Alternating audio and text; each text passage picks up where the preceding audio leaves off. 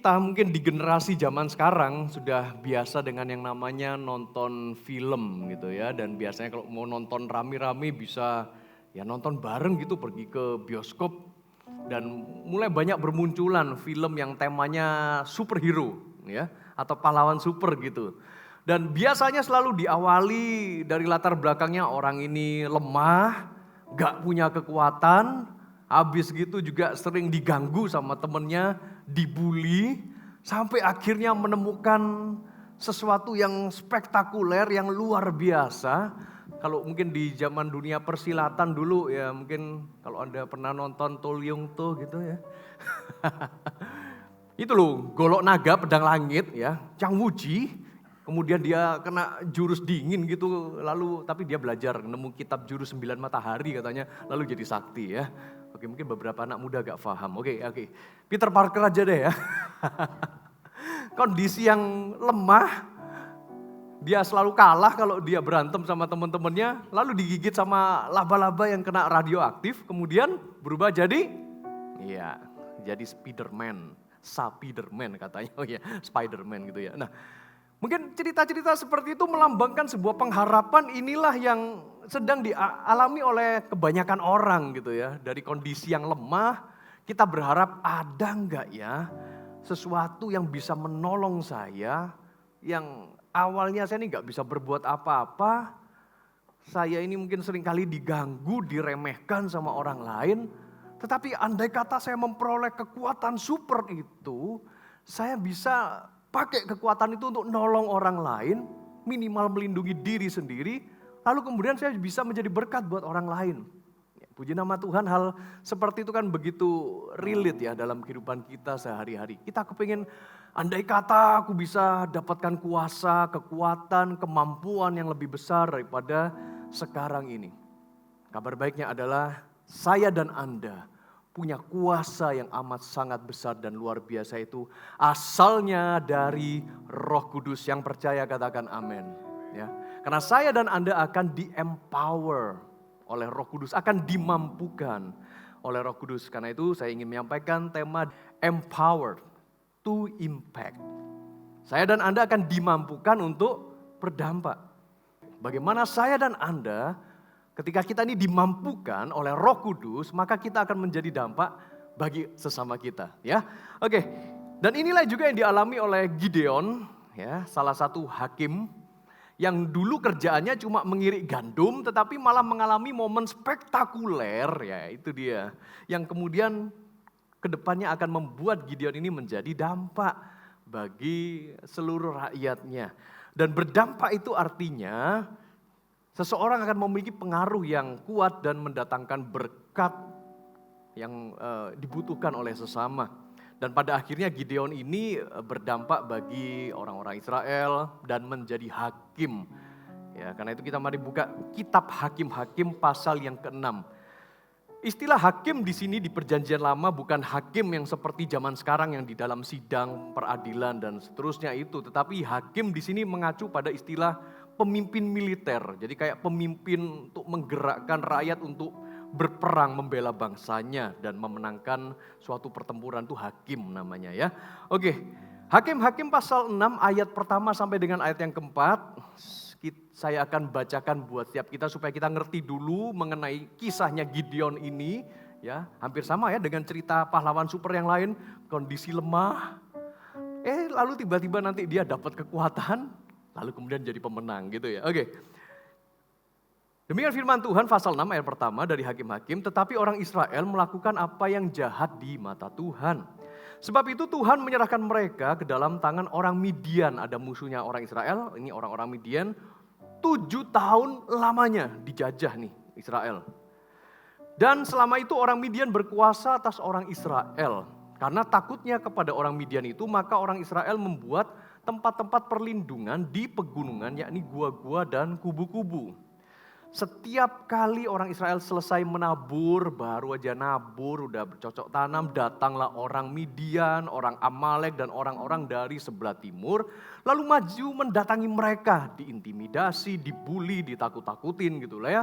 Ayat yang keempat, berkemalah orang-orang itu di daerah mereka dan memusnahkan hasil tanah itu sampai ke dekat Gaza. baru nanem, baru nabur, buyar sudah. Dan tidak meninggalkan bahan makanan apapun di Israel, juga domba atau lembu atau keledai pun tidak. Ini situasi yang dihadapi oleh orang-orang Israel pada masa itu. Ya memang akar masalahnya adalah karena disebutkan di ayat pertama, orang-orang Israel sudah berdosa. Sudah jauh dari Tuhan. Dan dengan sengaja memang Tuhan mengizinkan situasi yang sulit. Orang-orang Midian, orang Amalek dan sekitarnya, mereka semua berkuasa atas Israel. Mereka mengintimidasi Israel. Mereka mengambil bahan makanannya Israel. Pokoknya melemahkan Israel gitu deh. Ya. Tapi sekarang kita mau belajar lewat cerita ini bagaimana saya dan Anda dimampukan untuk berdampak. Bagaimana saya dan Anda empowered by the Holy Spirit to impact. Dimampukan untuk berdampak. Siapa yang mau di tempat ini bisa lambaikan tangannya? Mau ya? Anda semua akan dimampukan untuk jadi dampak. Berkat buat orang lain. Lanjutkan. Ayat yang ke-11 sampai 23 dari pasal 6 ini. Kemudian datanglah malaikat Tuhan. Nah ini dia momentumnya itu datang. Apalagi kayak ceritanya Siang Puji tadi. Ya. Dia mungkin gak langsung menemukan pedang langit, golok naga. Dia ketemu dulu kitab 9 matahari. Peter Parker ketemu dulu sama ada laba-laba radioaktif yang nyasar itu. Ya. Kemudian datanglah malaikat Tuhan dan duduk di bawah pohon tarbantin di Ofra. Kepunyaan Yoas, orang Abiezer itu, sedang Gideon anaknya mengirik gandum dalam tempat pemerasan anggur agar tersembunyi bagi orang Midian. Ya, agak lucu nih situasinya karena di sini disebutkan waktu itu Gideon mengirik gandum. Mengirik gandum kan lokasinya harusnya di tempat pengirikan gandum. Tetapi karena kepingin sembunyi, karena kondisi yang takut-takut itu, dia mengirik gandum dalam tempat memeras anggur. Ya, karena di sini dituliskan alasannya agar tersembunyi bagi orang Midian. Karena kalau dia mengirik gandum di tempat pengirikan gandum seperti biasanya, habislah sudah, pasti akan langsung diserbu, musnah. Lanjut ceritanya ayat 12. Malaikat Tuhan menampakkan diri kepadanya dan berfirman kepadanya demikian. Tuhan menyertai engkau, ya pahlawan yang gagah berani. Gideon ketika didatangi malaikat Tuhan seperti itu, dengar malaikat menyampaikan, kamu pahlawan yang gagah berani. Gideon mungkin bingung sejenak, ngomong sama siapa nih malaikat? Ya, dia lihat ke sebelah kiri, kanannya nggak ada orang lain tuh. Ya. Dan dia menoleh pada diri sendiri, aku emangnya, siapa aku nih Tuhan? Nggak salah alamat nih, saya pikir Tuhan nyasar ini malaikatnya. Harusnya ke toko sebelah, kok kesini? Ya, lanjut nih, jawab Gideon kepadanya, Tuanku, jika Tuhan menyertai kami, mengapa semuanya ini menimpa kami? Di manakah segala perbuatan-perbuatan yang ajaib yang diceritakan oleh nenek moyang kami kepada kami ketika mereka berkata, bukankah Tuhan telah menuntun kita keluar dari Mesir, tetapi sekarang Tuhan membuang kami dan menyerahkan kami ke dalam cengkeraman orang Midian. Gak salah tak ngomong sama saya, tapi habis itu harusnya kan Tuhan langsung nolong. Kenapa kok nyebut saya sebagai pahlawan gagah berani, lalu berpalinglah Tuhan kepadanya dan berfirman, pergilah dengan kekuatanmu ini dan selamatkanlah orang Israel dari cengkeraman orang Midian, bukankah aku mengutus engkau? Kok gak nyambung ini tambah malaikatnya? Harusnya kan Tuhan yang langsung sediakan pertolongan. Kok malah disuruh pergi dengan kekuatanmu dan kamu akan memenangkan pertempuran ini, kamu akan menyelamatkan orang Israel dari orang Midian. Hah? Siapa ini? Ayat yang ke-15, tetapi jawabnya kepadanya, Tuhanku, dengan apakah akan kuselamatkan orang Israel? Ketahuilah, kaumku adalah yang paling kecil di antara suku Manasye dan aku pun seorang yang paling muda di antara kaum keluargaku. Aku ini yang paling muda, kaumku yang paling kecil. Masa disebut sebagai pahlawan lalu mau berontak melawan orang Midian.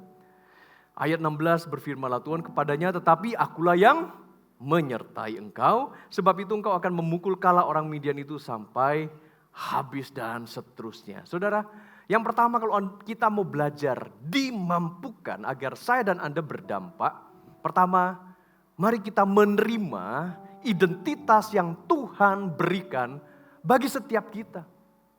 Sama seperti Gideon, awalnya mungkin dia kaget, dia bingung. Dia gak langsung terima begitu saja. Ketika malaikat Tuhan berkata bahwa, halo, engkaulah pahlawan yang gagah, berani. Gunakan kekuatanmu. Kamu akan mengalahkan orang Midian itu. Aku telah mengutus engkau, aku menyertai engkau. Itu identitasmu. Dan di matanya Gideon sendiri itu adalah, aku nih kaum yang paling kecil. Aku nih yang paling muda, aku nih lemah loh. Gak bisa. Gideon melihat identitasnya sendiri seperti itu. Belum lagi Gideon di matanya orang Midian. Siapa Gideon ini? Apalagi orang Midian kan sudah menjajah Israel selama 7 tahun belakangan. Siapa Gideon ini? Ini salah satu jajahan yang paling lemah, sudah kalah ini. Bahkan di matanya orang Israel, siapa sih Gideon ini? Dia adalah pengecut. Dia penakut. Dia mengirik gandum aja di tempat pemerasan anggur. Pengecut ini. Tetapi di matanya Tuhan, identitasnya Gideon adalah pahlawan yang gagah perkasa. Itulah identitasnya. Kalau Anda mau mulai diperlengkapi supaya berdampak bagi orang lain, kenali dulu saudara. Apa yang menjadi identitas Anda di dalam Tuhan Yesus. Karena siapa saya di mata Tuhan, itu lebih penting daripada anggapan orang lain terhadap saya. Renungkan ini baik-baik. Siapa Anda di matanya Tuhan, itu jauh lebih penting daripada anggapannya orang lain terhadap diri Anda. Amin. Ya. Nah, sekalipun mungkin secara profesi, secara pekerjaan kita ini mungkin biasa-biasa saja. Tetapi asalkan kita menyadari identitas kita yang sebenarnya di dalam Tuhan, maka nantinya kita pasti bisa berdampak kok. Contoh ya. Di kisah perjanjian lama yang lainnya, di awal-awal di Musa. Awalnya dia sedang mengembalakan kambing domba punya mertuanya.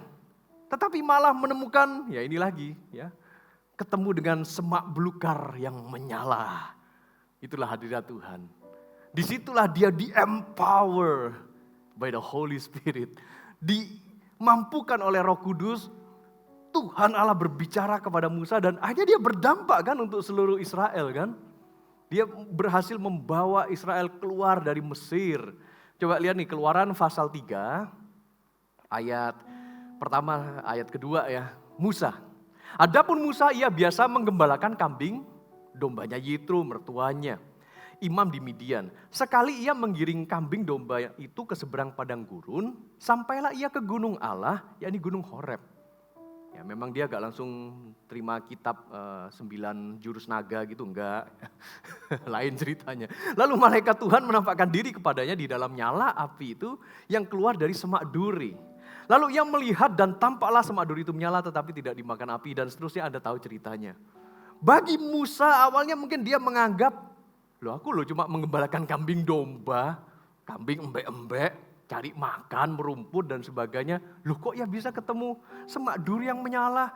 Tuhan berbicara kepada dia dan dia di-empower dan dia menjadi pembebas Israel keluar dari Mesir. Lanjut lagi nih, Amos, Nabi Amos. Tapi awalnya dia tidak dikenal sebagai nabi yang kemudian nulis kitab Amos ini, enggak. Dia adalah peternak domba. Coba lihat nih Amos pasal 1 ayat 1. Perkataan yang dinyatakan kepada Amos. Profesinya adalah salah seorang siapa? Peternak domba dari Tekoa. Dia peternak kok. Gak ada mimpi dia untuk jadi nabi, menyampaikan firman Allah, menyampaikan peringatan kepada kaum Israel yang pada waktu itu menjauh dari Tuhan. Enggak. Dia ngomong, dia adalah seorang peternak domba dari Tekoa tentang Israel pada zaman Usia. Raja Yehuda dalam zaman Yerobeam anak Yoas, Raja Israel 2 tahun sebelum gempa bumi. Amos tahu identitasnya di dalam Tuhan, bahwa dia dipakai Tuhan sebagai nabi untuk menyampaikan peringatan dari Tuhan. Oke, sekarang coba saudara, kenali identitas Anda di dalam Tuhan. Mungkin pekerjaan Anda di kantor saat ini mungkin ya kerjanya ya teknisi kok Pak, saya di kantor saya. Tetapi pelayanan Anda, ini ada nih di salah satu CG di penggembalaan saya. Dia mungkin cuma teknisi di kantornya. Tetapi pelayanannya di gereja, dia adalah seorang pendoa syafaat. Oke? Dia tahu identitasnya di dalam Tuhan, bahwa Tuhan pakai dirinya untuk menaikkan doa-doa di hadapan Tuhan.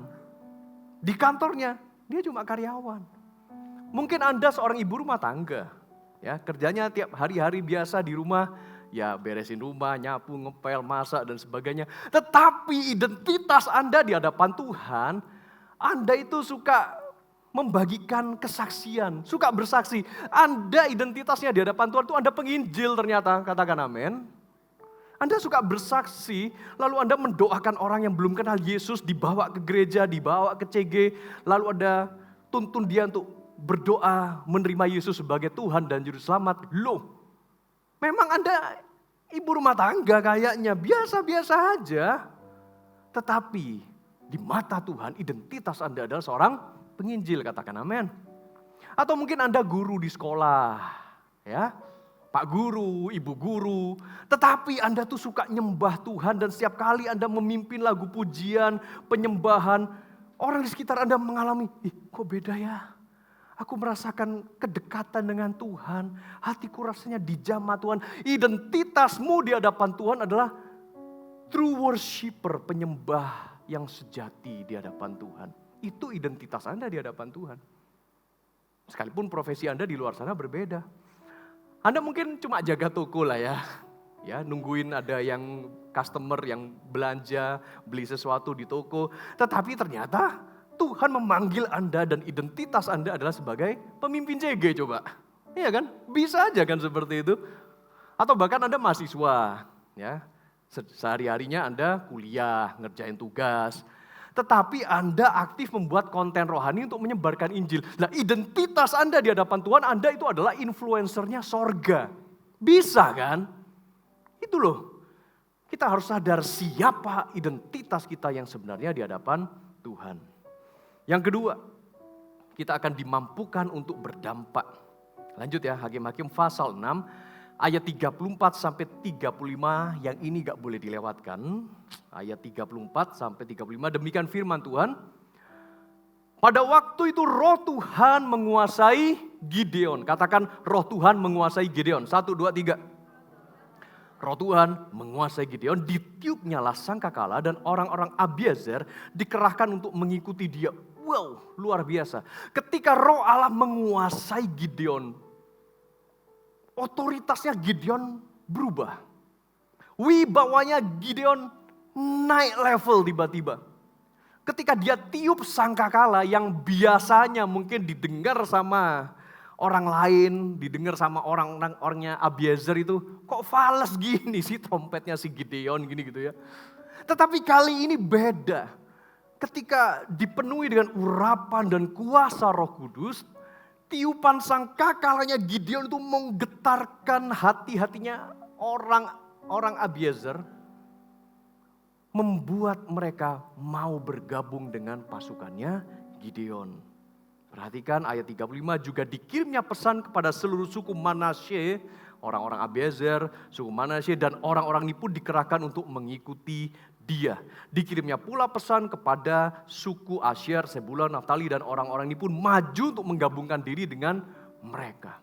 Beda loh antara hidup kita yang dipenuhi Roh Kudus, dikuasai oleh Roh Kudus, atau hidup kita yang tanpa Roh Kudus sama sekali.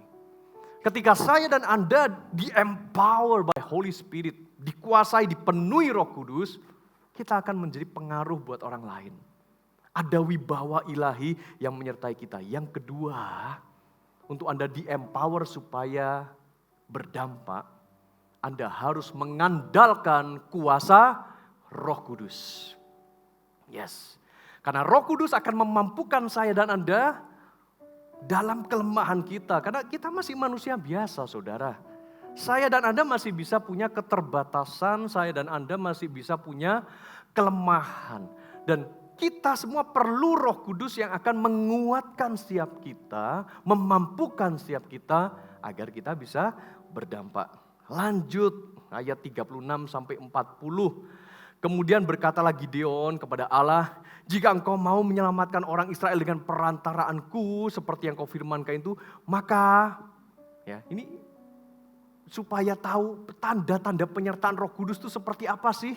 Gideon minta tanda, maka tolong Tuhan, kalau aku membentangkan guntingan bulu domba itu di tempat mengirikan, apabila di atas guntingan bulu itu ada embun tetapi seluruh tanah di situ tinggal kering, maka taulah aku bahwa engkau menyelamatkan orang Israel dengan perantaranku seperti yang kau firmankan, dan seterusnya dan seterusnya. Kalau kita baca ayat ini, Gideon pun menguji dirinya, apakah Tuhan memang benar-benar menyertai dia? Ya gak apa-apa. Gideon sedang berlatih untuk mengandalkan Roh Kudus dan memang Tuhan mengabulkannya, Tuhan menggenapinya. Nih, tanda-tanda itu hanya digenapi dan taulah Gideon, wih bener nih, Tuhan menyertai aku. Aku tebarkan guntingan bulu domba, mana nanti yang berembun, mana yang tidak. Lalu sebaliknya dia ganti percobaan berikutnya, yang berembun, yang tanahnya, yang guntingan bulu dombanya, dan semuanya itu terjadi. Dan saudara, Roh Kudus sudah dicurahkan bagi saya dan Anda yang percaya, katakan amin. Ya, ngapain kita takut? Apalagi Anda sudah dipenuhi dengan Roh Kudus dengan tanda berdoa dan berkata-kata di dalam bahasa roh. Anda mau nuntut tanda apa lagi? Dengan iman Anda percaya bahwa Yesus adalah Tuhan dan Juru Selamat, itu tandanya Anda sudah dimeteraikan oleh Roh Kudus. Ngapain Anda ragu lagi? Anda tinggal pakai kuasa itu. Roh Kudus akan memampukan Anda dalam setiap kelemahan. Termasuk, ayo setiap harilah kita menghadapi situasi, pekerjaan, kehidupan kita, keluarga kita, dan seterusnya. Mulailah aktivitas kita setiap hari dengan berdoa. Berdoa itu artinya kita menyerahkan kekuatan diri kita sendiri, meletakkannya di bawah kaki Tuhan, dan mohon kekuatan dari Roh Kudus.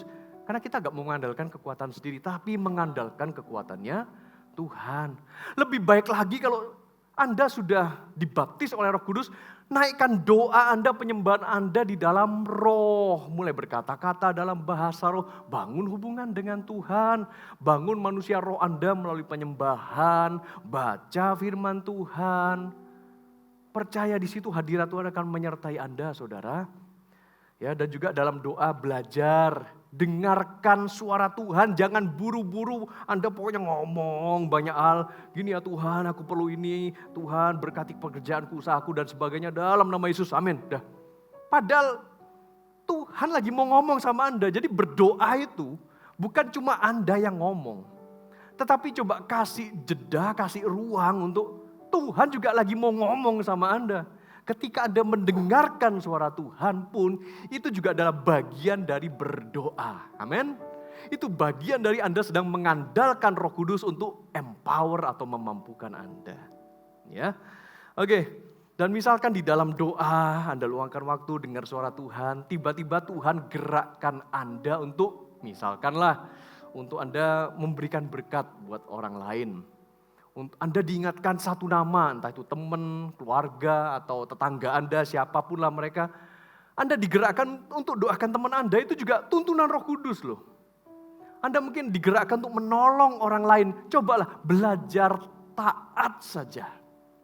Ya, karena memang ada satu kesaksian, ada seorang bapak yang ketika di dalam doa, di dalam saat teduhnya, dia tiba-tiba digerakkan oleh Roh Kudus untuk dia memberikan sejumlah uang pada waktu itu kepada seorang anak gadis dari temannya.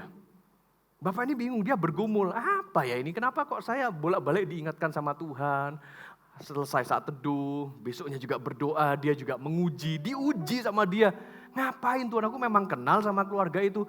Dan kalau Tuhan secara spesifik dikasih angkanya, jumlahnya berapa, kasihkan buat anak itu.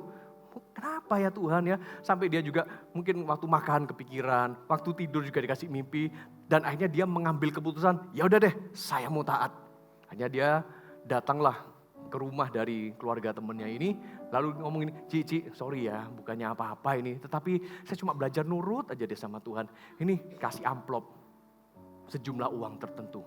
Wah keluarga ini saudara-saudara mengalami kasih Tuhan yang begitu luar biasa. Karena memang anaknya sedang dalam kebutuhan untuk membiayai kuliahnya, untuk uang pangkal aja sampai gak ada biaya. Dan ini merupakan jawaban Tuhan bagi keluarga itu. Kenapa? Karena ada seorang bapak yang nurut. Mau taat sama Tuhan, dengar suara Tuhan. Dia di-empower, dimampukan oleh Roh Kudus untuk dia mau menjadi dampak, jadi berkat buat keluarga yang lain. Amin. Ayo saudara, belajar kita ya. Semakin dipenuhi oleh kuasa Roh Kudus. Atau mungkin tengah malam, lagi tidur, tiba-tiba kok kebangun gitu ya. Gak ada angin, gak ada hujan. Bukan karena Anda mau ke belakang gitu tiba-tiba kebangun, bukan. Tapi ada sesuatu bisikan yang lain, berdoalah. Pernah ngalamin kayak gitu ya. Kok tiba-tiba Roh Kudus cuma menggerakkan berdoa aja. Coba Anda taati suara yang lembut itu. Coba Anda bangun sebentar, doa. Ya Tuhan, Tuhan mau apa? Tuhan mau bicara ya sama saya. Berbicaralah Tuhan, hamba-Mu ini mendengar. Coba deh taat saja, bangun hubungan dengan Tuhan seperti itu. Ya, dimulai dari hal-hal yang sederhana. Ya, oke, yang ketiga. Bagaimana agar saya dan Anda dimampukan untuk berdampak. Hakim-Hakim pasal 7 ayat 4 sampai dengan ayat yang ke-7 ya. Kita masuk ceritanya dalam kondisi menjelang pertempuran. Ayat 4 dari Hakim-Hakim pasal 7, tetapi Tuhan berfirman kepada Gideon, masih terlalu banyak rakyat yang untuk maju berperang. Ya, waktu itu Gideon sudah menyiapkan pengikut-pengikutnya, pasukannya, dan orang-orang Abiezer, orang Amalek, bukan Amalek ya, orang-orangnya Asher, Zebulun, Naftali, pokoknya orang-orang Israel suku-sukunya itu gabung semua, jumlahnya total 32.000 orang. Gideon sudah merasa, pasti menang. 32.000 pasukan men. Ngelawan orang-orang Midian, orang Amalek, gua pasti menang.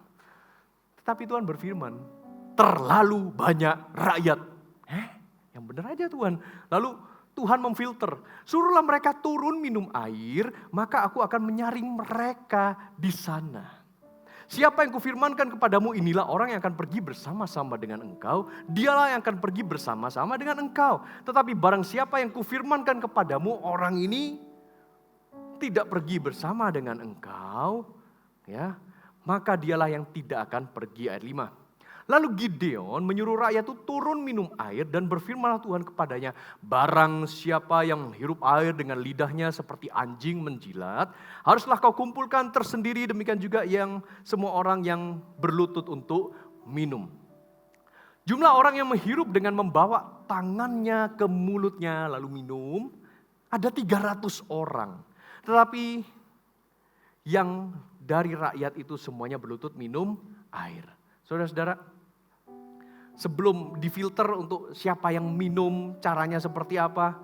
Dari 32.000 orang ini, sebelumnya Tuhan berfirman, tanyain sama mereka, siapa yang takut suruh pulang. Dan benar, yang terjadi adalah yang pulang dari 32.000 orang itu, 22.000 orang pulang. 32.000 dikurangi 22.000 sama dengan 10.000. Dari 10.000 kemudian difilter lagi. Ya. Cara minumnya seperti apa, yang berlutut, kemudian ngambil dan minum air, itu cuma 300. Berarti dari 10.000, 9.700 orangnya pada pulang. Wah, dari 32.000 loh, cuma jadi 300 orang. Mikir nggak nih si Gideon? Lah, ini cuma sekitar seperberapanya ini, kok diskonnya besar banget ini. Lalu ayat yang ke-7, lalu berfirmanlah Tuhan kepada Gideon, dengan ke-300 orang yang menghirup itu, aku akan selamatkan kamu. Aku akan menyerahkan orang Midian ke dalam tanganmu, tetapi yang lain dari rakyat itu semuanya boleh pergi masing-masing ke tempat kediamannya. Singkat cerita, dengan 300 pasukannya itu, Gideon menang. Ya, Tuhan memanggil orang yang mungkin gak masuk kriteria ini. Gak masuk akal jumlahnya ini. Tetapi kok yang menang? Karena memang Tuhan tidak memanggil orang yang mampu. Tetapi Tuhan memampukan orang yang dipanggilnya. Katakan amin. Ya. Mungkin pada awalnya saya dan Anda belum mampu, tetapi kalau Tuhan sudah memanggil saya dan Anda, nanti Tuhan yang akan memproses untuk memampukan kita. Yang ketiga, saudara-saudara, agar kita ini dimampukan untuk menjadi dampak, tanggalkan kekuatan kita sendiri. Tanggalkan kekuatan kita. Ya. Sama seperti Gideon, dia sudah bawa banyak pasukan dari 32.000 orang di diskon besar-besaran. 22.000 orang pulang karena takut. Tinggal 10.000 difilter lagi sama Tuhan. Dari 10.000, 9.700-nya pulang tinggal cuma 300. Tapi mereka tetap menang. Oke, mari kita belajar untuk tanggalkan kekuatan kita sendiri. Tanggalkan mungkin sumber daya yang selama ini kita miliki, saudara-saudara. Tanggalkan juga kemampuan dan pengalaman kita di masa yang lalu. Artinya kalau kita menanggalkan yang pernah kita lakukan, kita tinggalkan pengalaman kita itu mau gak mau, kita ini belajar lagi. Katakan belajar lagi. 1, 2, 3. Ya. Karena rasanya mungkin kita sudah mulai apa nih? Mulai gak mau belajar. Ngapain belajar dengan semua yang sudah kualami, kulewati dari yang lalu-lalu ini. Aku pengen nikmati hidup sebetulnya. Ngapain kok mesti usaha lagi, belajar lagi dan seterusnya. Karena gini, seseorang yang sudah berhenti belajar berarti kan sudah merasa mampu dengan kekuatan sendiri, bukan?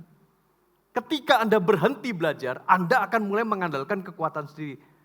Karena itu orang yang sudah berhenti belajar, sesungguhnya sudah berhenti bertumbuh. Dan orang yang sudah berhenti bertumbuh sebenarnya sudah tidak akan menjadi dampak bagi siapapun juga. Jadi Bapak Ibu Saudara, kalau Anda kepingin berdampak bagi orang lain, tetaplah belajar. Tetap rendahkan hatimu, tanggalkan kekuatanmu yang lama, tanggalkan pengalamanmu. Seolah-olah ketika Anda menghadapi suatu situasi yang baru, Anda masih baru belajar lagi. Dan ketika kita mulai menanggalkan kekuatan kita, lalu kemudian kita berserah pada Roh Kudus, disitulah Roh Kudus akan memampukan Anda dan Anda akan memiliki dampak yang semakin besar. Tuhan Yesus telah memampukan saya dan Anda untuk berdampak. Karena itu yang pertama, sadarilah siapa identitas kita di hadapan Tuhan. Yang kedua, mari kita andalkan Roh Kudus. Kita kenakan kuasa dan urapan dari Roh Kudus. Serta kita tidak lagi bergantung kepada kemampuan maupun kekuatan kita sendiri. Amin. Semuanya mau semakin dimampukan oleh Roh Kudus supaya berdampak? Mau Bapak Ibu Saudara?